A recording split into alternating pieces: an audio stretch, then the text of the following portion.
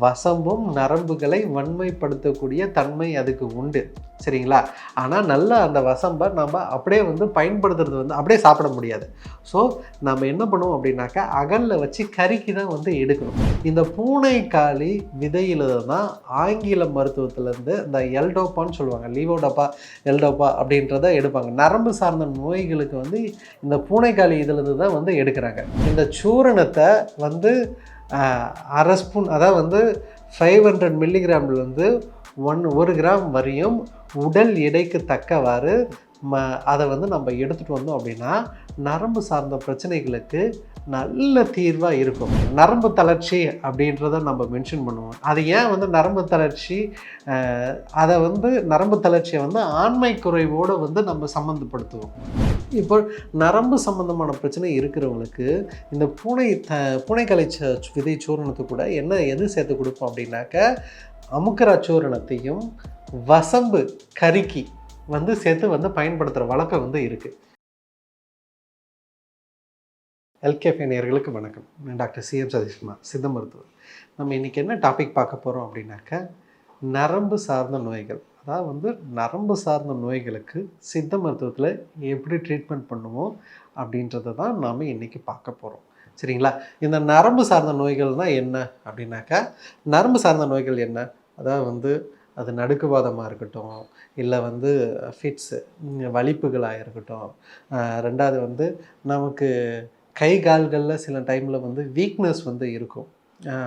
அந்த கை உதறலோ எரிச்சலோ வலியோ இல்லை உணர்வு இன்மை, இது எல்லாத்தையுமே நம்ம நரம்பு சார்ந்த பிரச்சனையாக தான் நம்ம கன்சிடர் பண்ணுவோம். ரெண்டாவது சித்த மருத்துவத்தில் ஒரு ஸ்பெஷலாக வந்து நம்ம சொல்லுவோம், அதாவது வந்து நரம்பு தளர்ச்சி அப்படின்றத நம்ம மென்ஷன் பண்ணுவோம். அது ஏன் வந்து நரம்பு தளர்ச்சி, அதை வந்து நரம்பு தளர்ச்சியை வந்து ஆண்மை குறைவோடு வந்து நம்ம சம்மந்தப்படுத்துவோம். பார்த்துருக்கீங்களா? இவனுக்கு நரம்பு தளர்ச்சி இருக்குது, அதனால் வந்து அதுக்கு உண்டான மருந்துகளை கொடுங்க அப்படின்றத சொல்லுவாங்க. ஏன் சித்த மருத்துவத்தில் நரம்பு தளர்ச்சியை வந்து ஆண்மை குறைவோடு சம்மந்தப்படுத்துகிற வழக்கமும் இருக்குது. ஏன் அப்படின்னாக்க, இப்போ நல்லா திங்க் பண்ணி பாருங்கள். அதாவது வந்து நம்ம உடம்புல மூளை தான் வந்து நம்ம உடம்புல இருக்கிற எல்லா உறுப்புகளும் தலை மாதிரி நம்ம எடுத்துப்போம், சரிங்களா? அதோட கண்ட்ரோலில் தான் நம்ம உடம்பு செயல்படுது. அது உத்தரவுகளை வந்து பிறப்பிக்குது. அது உடம்பு ஃபுல்லாக எடுத்துகிட்டு கொண்டு போயிட்டு அன்னிச்சை செயலோ இல்லை வந்து தன்னிச்சை செயலோ வந்து நமக்கு வந்து நமக்கு நடக்குது. அதாவது வந்து வாலன்ட்ரி அண்ட் இன்வாலன்ட்ரி மூமெண்ட்டுகளை வந்து அதை வந்து கண்ட்ரோல் பண்ணுது. அதை எப்படி வந்து தொடர்பு கொள்ளுது அப்படின்னாக்கா, மூளையிலேருந்து ஒரு எலக்ட்ரிக்கல் இம்பல்ஸை தான் வந்து அது ப்ரொடியூஸ் பண்ணுது. அது டோப்பமின் அப்படின்றத அதை வந்து ப்ரொடியூஸ் பண்ணுது. அது இந்த நரம்பு இலைகள் மூலமாக உடம்பு ஃபுல்லாக வந்து கேரி பண்ணி போய் அந்த உத்தரவை வந்து அது வந்து பிறப்பிக்குது. அப்போ நமக்கு அதுக்கப்புறம் அதோட வேலைகளை வந்து அது வந்து செய்யுது. ஸோ இந்த நரம்புகள் வந்து உத்தரவுகளை வந்து அந்த கண்டக்ட் பண்ணுற இதில் வந்து ரொம்ப முக்கியத்துவம் வாய்ந்ததாக இருக்குது. நரம்பு செல்களில் பாதிப்பு அடையும் போது அந்த வேலைகளில் நமக்கு சுணக்கம் ஏற்படுகிறது. அதாவது வந்து இப்போ நமக்கு மூளை வந்து கொடுக்குற உத்தரவை அந்த ஒயருக்காக நரம்பு தான் அந்த ஒயர் மாதிரி எடுத்து போய் இது பண்ணுது. இப்போது அந்த ஒயர் வந்து ஒழுங்காக வேலை செய்யலைன்னா இல்லை டேமேஜ் ஆகிடுச்சுன்னா நமக்கு அந்த உத்தரவு ஒழுங்காக பாஸ் ஆகாதில்ல. ஸோ அதனால தான் நமக்கு இந்த பார்க்கின்சன் நோய் மாதிரியோ ஃபிட்ஸ் மாதிரியோ நர்வ் செல்ஸ் அந்த நரம்பு வீக்காக இருந்தாலும் ஆண்மை குறைவு போன்ற இதுகள் வரலாம். அதனால தான் இந்த நரம்பு தளர்ச்சி வீக்னஸ்ஸு ஆண்மை குறைவுடன் சித்த மருத்துவத்தில் வந்து கம்பேர் பண்ணி சொல்லுவாங்க. ஸோ அப்போ அந்த நரம்பு செல்களை வலுப்படுத்துறதுக்கான மருந்துகள் வந்து சித்த மருத்துவத்தில் இருக்கா அப்படின்றத கேட்டாக்க கண்டிப்பாக இருக்குது. அந்த நரம்பு செல்கள் பாதிப்படைஞ்சிருச்சுன்னா அது அந்த பாதிப்புகளை சரிப்படுத்த முடியாது அப்படின்றது தான் வந்து இன்று வரை இருக்கிற இது. ஆனால் சித்த மருத்துவத்தில் அந்த நரம்பு செல்களை வந்து வலுப்படுத்துறதுக்கான மருந்துகளை தன்னோட அனுபவத்தில் வந்து நமக்கு இது பண்ணி வச்சுருக்காங்க. இதுக்கு வந்து பெஸ்ட்டு உதாரணமாக நம்ம என்ன சொல்லுவோம் அப்படின்னாக்கா பூனைக்காளி.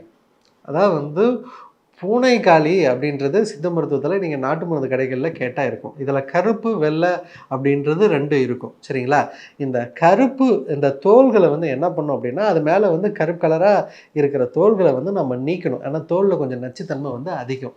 ஸோ அந்த தோல்களை வந்து நீக்கிறதுக்கு வந்து என்ன பண்ணணும் அப்படின்னாக்கா அதை வந்து 24 மணி நேரம் நல்லா ஊற வைக்கணும். அப்படி ஊற வச்சுட்டு அதுக்கப்புறம் அந்த தோல்களை வந்து பிரித்து எடுத்துகிட்டு உள்ளே இருக்கிற அந்த விதைகளை தான் பருப்புகளை தான் வந்து நம்ம வந்து பயன்படுத்தணும். சரிங்களா? இந்த பூனைக்காளி விதையில் தான் ஆங்கில மருத்துவத்திலேருந்து இந்த எல்டோப்பான்னு சொல்லுவாங்க, லீவோடோப்பா எல்டோப்பா அப்படின்றத எடுப்பாங்க. நரம்பு சார்ந்த நோய்களுக்கு வந்து இந்த பூனைக்காளி இதிலிருந்து தான் வந்து எடுக்கிறாங்க. இந்த பூனைக்காளிகள விதைகளில் இது ஒரு 5% இருக்குது. இது எதுனாக்கா நரம்புறமாக்கி செய்கை வந்து அந்த இதை வந்து கண்ட்ரோல் பண்ணுது. சரிங்களா? இந்த பூனைக்காளி விதையை பலாயிரம் வருஷமாக இந்த நரம்பு சம்பந்தப்பட்ட நோய்களுக்கு சித்த மருத்துவமாக இருக்கட்டும், ஆயுர்வேத மருத்துவமாக இருக்கட்டும், இதில் வந்து முக்கியமாக வந்து நம்ம பயன்படுத்திகிட்டு இருக்கோம். சரிங்களா? அந்த அந்த விதைகளை நம்ம இப்போ அந்த தோலை எடுத்துட்டு நாம் காய வச்சு பொடிச்சு சூரணம் பண்ணிடணும். இந்த சூரணத்தை வந்து 1/2 ஸ்பூன், அதாவது வந்து 500 மில்லிகிராம்லேருந்து 1 கிராம் வரையும் உடல் எடைக்கு தக்கவாறு அதை வந்து நம்ம எடுத்துகிட்டு வந்தோம் அப்படின்னா நரம்பு சார்ந்த பிரச்சனைகளுக்கு நல்ல தீர்வாக இருக்கும். ஏன்னா வந்து இப்போ நமக்கு ஃபிட்ஸோ இல்லை பார்க்கின்ஸனோ இந்த மாதிரி கண்டிஷனுக்கு உங்களுக்கு ஆங்கில மருத்துவர்கள் லீவோடோப்பாவை ப்ரிஸ்கிரைப் பண்ணுறதை பார்த்துருப்பீங்க. ஆனால் அந்த பூனைக்காளி இதில் ஒரு 5% தான் வந்து அதுக்கு உண்டான தன்மை, அதாவது வந்து எல்டோப்பாவோட மூலக்கூறுகள் வந்து 5% தான் இருக்குது அப்படின்றது சொல்கிறாங்க. இந்த பூனைக்காளி விதை சூரணத்தை நாங்கள் சித்த மருத்துவத்தில் எதுக்கெல்லாம் பயன்படுத்துவோம் அப்படின்னாக்க இந்த நரம்பு சார்ந்த நோய்களுக்கு முக்கியமாக கொடுப்போம். அதுக்கு மட்டுமா பயன்படுத்துவோம் அப்படின்னாக்க கிடையாது. அதாவது வந்து ஆண்மை குறைவு நோய்களுக்கும் வந்து நம்ம கொடுப்போம். அப்போது அந்த ஆண்மை குறைவு நோய்களுக்கு இது வந்து கொடுக்கும்போது இது நல்ல பலனை வந்து தருது. 2வது, உடலில் உள்ள நச்சுத்தன்மை, அதாவது வந்து இப்போ நமக்கு தேள் கடியாக இருக்கட்டும், இல்லை வந்து பூரான் கடியாக இருக்கட்டும், இந்த விஷக்கடிகள்லாம் இருக்கு இல்லையா, இதுக்கு இந்த பூனைக்காளி விதையை கொடுக்கும்போது நல்ல எஃபெக்டிவாக இருக்குது. சில டைமில் வந்து நமக்கு என்ன இன்ஃபெக்ஷனே தெரியாது, என்ன நச்சு இருக்குன்றதே தெரியாது, அலர்ஜிக் வந்து நமக்கு நிறைய இருக்கும். சரிங்களா? அந்த மாதிரி இருக்கிறவங்களுக்கு இந்த பூனைக்காளி விதை சூரணத்தை வந்து நம்ம கொடுப்போம். இப்போ நரம்பு சம்பந்தமான பிரச்சனை இருக்கிறவங்களுக்கு இந்த பூனைக்காளி விதை சூரணத்தை கூட எது சேர்த்து கொடுப்போம் அப்படின்னாக்க அமுக்கரா சூரணத்தையும் வசம்பு கருக்கி வந்து சேர்த்து வந்து பயன்படுத்துகிற வழக்கம் வந்து இருக்குது. அதாவது வந்து நமக்கு பூனைக்காளி விதை சூரணத்தில் நான் சொல்லியிருந்தேன் எல்டோப்பாவோட தன்மை வந்து இருக்குது, அது நரம்புகளை வந்து உருமாக்குது. அதே மாதிரி தான் அமுக்கரா சூரணத்திலையும் இந்த அஃப்ரோடிஜெசிக், அதாவது வந்து நரம்புகளை வன்மைப்படுத்தக்கூடிய தன்மை இருக்குது. ஸோ இது ரெண்டுமே வந்து ரொம்ப வந்து நரம்புகளுக்குன்னு வந்து நல்ல நிரூபிக்கப்பட்ட மருந்துன்ற மாதிரி நம்ம எடுத்துக்கலாமே. சித்த மருத்துவத்தில் நரம்பு சார்ந்த பிரச்சனைகளுக்கு பூனைக்காளி விதை சூரணம், அதுக்கடுத்து வந்து அமுக்கரா சூரணம், அது கூட வசம்பும் நம்ம குழந்தைங்களுக்கெல்லாம் கட்டுவோம்ல பார்த்தீங்களா, இந்த கையிலெல்லாம் கட்டி வச்சுருப்பாங்க. குழந்தைகள் வந்து அந்த இதை அப்பப்போ வந்து சப்பும் போது அதை வந்து சப்புவாங்க. ஏன் வந்து அதை வந்து கொடுக்குறாங்க அப்படின்னாக்கா அது மூளை வளர்ச்சிக்கு நல்லது அப்படின்றத சொல்லுவாங்க. ஏன் அப்படின்னாக்கா வசம்பும் நரம்புகளை வன்மைப்படுத்தக்கூடிய தன்மை அதுக்கு உண்டு. சரிங்களா? ஆனால் நல்லா அந்த வசம்பை நம்ம அப்படியே வந்து பயன்படுத்துறது வந்து அப்படியே சாப்பிட முடியாது. ஸோ நம்ம என்ன பண்ணுவோம் அப்படின்னாக்கா அகலில் வச்சு கறிக்கு தான் வந்து எடுக்கணும். சரிங்களா? அகலில் வச்சு அந்த வசம்பை அதை மூடி அடுப்பில் வைக்கும்போது அது உள்ளே கொஞ்சம் கரிஞ்சு போயிடும். அந்த கறியை எடுத்து நல்லா குழப்பிட்டு அதை வந்து ஒரு குறிப்பிட்ட சதவீதம் வந்து நம்ம இந்த சூரணத்தை கூட மிக்ஸ் பண்ணும்போது, ஸோ உங்களுக்கு வந்து நடுக்குவாதமாக இருக்கட்டும், இல்லை வந்து வலிப்பு மாதிரி இருக்கிறதாக இருக்கட்டும், 2வது வந்து நரம்பு தளர்ச்சியாக இருக்கட்டும், கூட அந்த கை கால் அந்த நரம்பு வீக்னஸ்னால வந்து சிலருக்கு மறுத்து போன தன்மைகள்லாம் இருக்கும். தெரியுங்களா? எனக்கு இது காலில் செருப்பு நிற்க மாட்டிருக்கு, இல்லை கை வந்து வலி வந்து பரவுது, கேட்டால் நரம்பில் ஸ்ட்ரென்த் இல்லை, நரம்பு ஊசி போடணும் அப்படின்னு அப்படின்றாங்களா, அந்த மாதிரி கண்டிஷன் இருக்கிறவங்க எல்லாருக்குமே இந்த பூனைக்காளி விதை சூரணம் அப்படின்றத வந்து நீங்கள் எடுத்துக்கிட்டிங்கனாவே போதும், உங்களுக்கு நரம்புகளை வன்மைப்படுத்தும். இது சித்த மருத்துவ நாட்டு மருந்து கடைகளில் பூனைக்காளி விதை சூரணமாகவே கிடைக்குது.